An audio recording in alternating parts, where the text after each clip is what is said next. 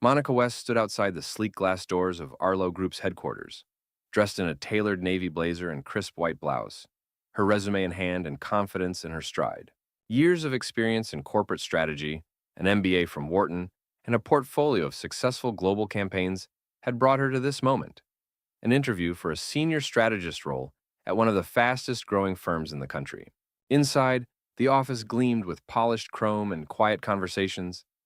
She was ushered to a small conference room where David Lorman, the hiring manager, sat waiting. He greeted her with a mechanical smile and limp handshake.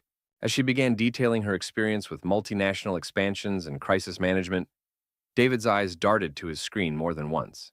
He interrupted often, "Are you sure that was your role?" and questioned minor resume details with a tone that felt more suspicious than curious. Still, Monica remained calm, answering each question with grace and professionalism. She had done this before, too many times, in fact. The subtle tone, the raised eyebrow, the phrase "not the right cultural fit" looming silently in the room. After 45 minutes, David closed his notebook. Thank you, Monica. We'll be in touch." She already knew what that meant. 3 days later, the email arrived. "We appreciate your interest, but after careful consideration, we've decided to move forward with another candidate. While your qualifications are strong, we feel the cultural fit isn't quite right for our team." Monica read the line twice. Then she smiled to herself, not with bitterness, but with clarity. She had seen doors close like this before, and knew how to find her way to the building's top floor anyway. And this time, she wouldn't just walk through the door, she would own the key. 3 months had passed since Monica West walked out of the Arlo Group building. In that time, her career had taken a turn few could have predicted, except perhaps Monica herself. Shortly after that rejected interview, she had been approached by Cresswell Capital, one of Arlo Group's largest investment partners, to consult on their new initiative, restructuring leadership models across major portfolio companies. Her track record for driving inclusive innovation, streamlining strategy, and empowering underrepresented teams had earned her a quiet but growing reputation among corporate decision-makers. To them, Monica wasn't just a promising executive, she was a transformative force. Meanwhile, inside Arlo Group, the atmosphere was shifting. A merger was underway, initiated by Cresswell. Executives murmured about structural changes, realignments, leadership refreshes. Some saw opportunity. Others, like David Lorman, were nervous. Though he wouldn't admit it aloud, his department's stagnation was becoming harder to hide. His hires weren't innovating, and leadership had taken note. Then, during an internal town hall, the announcement came. "Please join us in welcoming Monica West as our new Senior Vice President of Strategic Development," the CEO said. "She brings with her over 15 years of global leadership and a powerful vision for where Arlo is headed." David froze. The name hit him like a bucket of ice water. He stared at the screen, barely processing the applause around him. Monica West? The same Monica he dismissed as not a good fit? He checked the intranet. Her profile was already live. Her title was real. And so was the chain of command. She now outranked him by several levels. She wasn't coming in through the side door. She was walking straight to the top. On her first official day, Monica entered Arlo's headquarters not as an applicant, but as an executive. The front desk staff greeted her warmly, many recognizing her from internal memos and LinkedIn buzz. Her heels echoed confidently through the same halls where she once sat, dismissed and underestimated. A leadership welcome meeting had been scheduled. The top department heads filed into the boardroom, murmuring small talk and half whispers about the new SVP. David arrived last. When he stepped through the doors and locked eyes with Monica at the head of the table, his expression faltered, only for a moment, before he forced a smile. Monica remained composed. "Good morning, everyone. Let's get started." She wasted no time. After brief introductions, she laid out her 90-day plan, a methodical, incisive strategy focused on restructuring underperforming departments, diversifying leadership, and aligning business goals with forward-thinking practices. When the floor opened for comments, David cleared his throat. "Now that all sounds ambitious, but it might be disruptive to how things are currently run." Monica smiled coolly. "Exactly. That's why I'm here."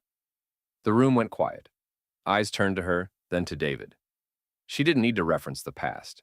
Her presence in that chair, leading the very people who once excluded her, spoke loud enough. After the meeting, David returned to his desk in silence.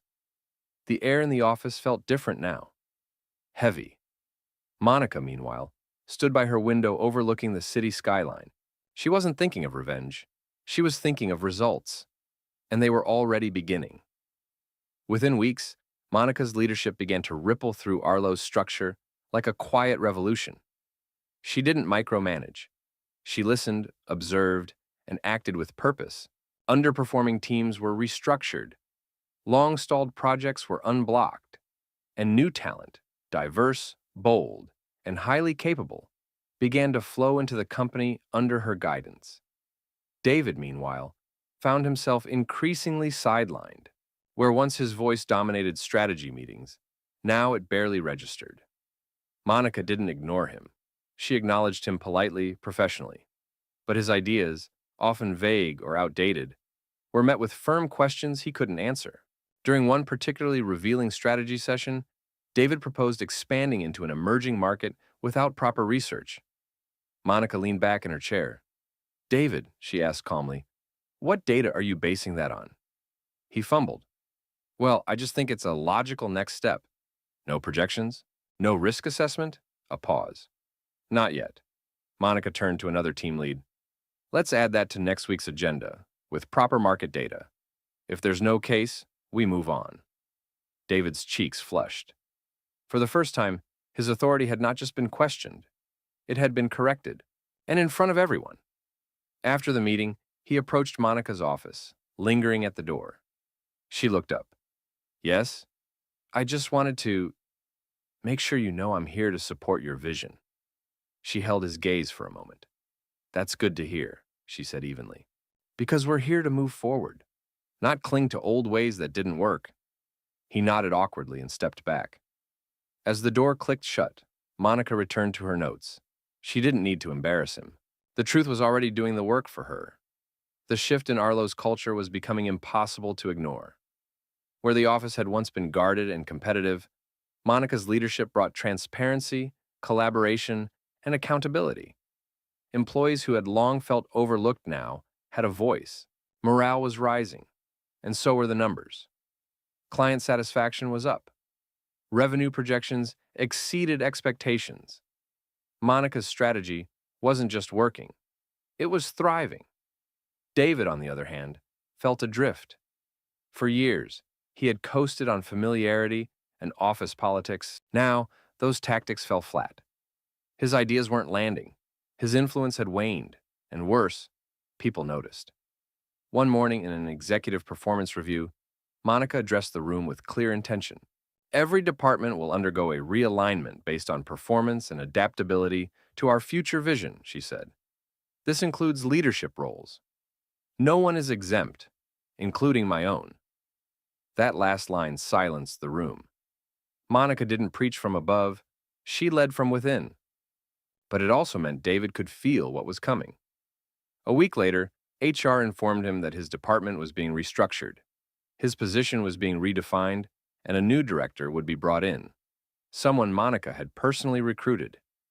David didn't argue, not because he agreed, but because deep down, he knew he had been part of a system that resisted change. And now, change had a name and an office right above his. Later that afternoon, he walked past Monica's door, pausing for a moment. She saw him and nodded with a quiet, unreadable expression. She didn't need to say a word. Her leadership was speaking for her, and it was louder than any rejection email he had ever sent. David sat alone in the break room, stirring a coffee he hadn't touched. Around him, younger employees buzzed with energy, discussing Monica's latest initiative, a leadership incubator program for internal talent, especially from underrepresented groups. The idea was bold, progressive, and undeniably effective. He couldn't ignore the irony.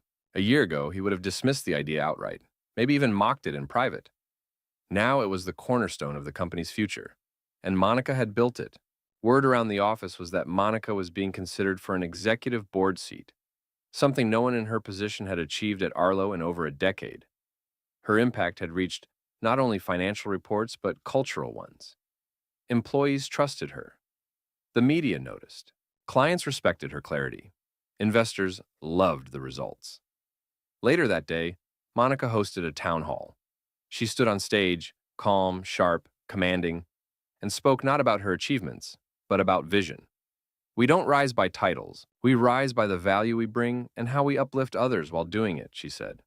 I was once told I wasn't the right fit, but maybe the system needed to evolve. The crowd gave a standing ovation. In the back of the room, David didn't clap at first. His hands were in his lap, his gaze fixed on her. But slowly, quietly, he began to applaud. It wasn't performative. It wasn't bitter. It was the first time in years he had seen leadership not as dominance, but as something earned through clarity, courage, and resilience. And in that moment, he knew Monica hadn't just proven him wrong. She had redefined the whole game. 3 months later, Arlo held its annual shareholders summit. What was once a routine corporate gathering had transformed into a celebration of innovation and growth. For the first time in the company's history, the keynote speaker was not the CEO. It was Monica.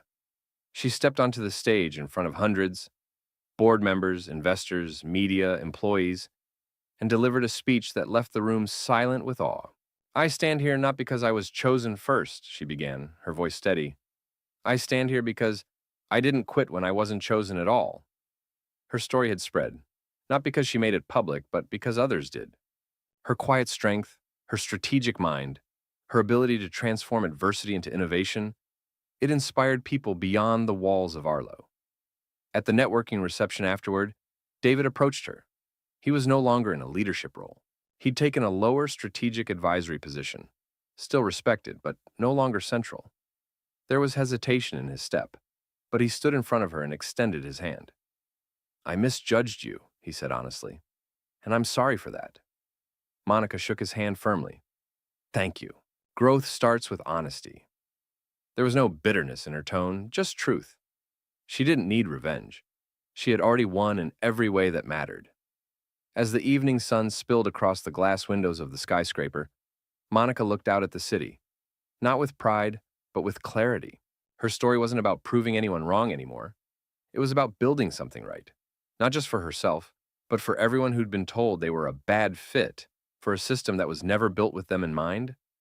Now, she was rebuilding the system, from the top down, and this time, she was making space for more than just herself.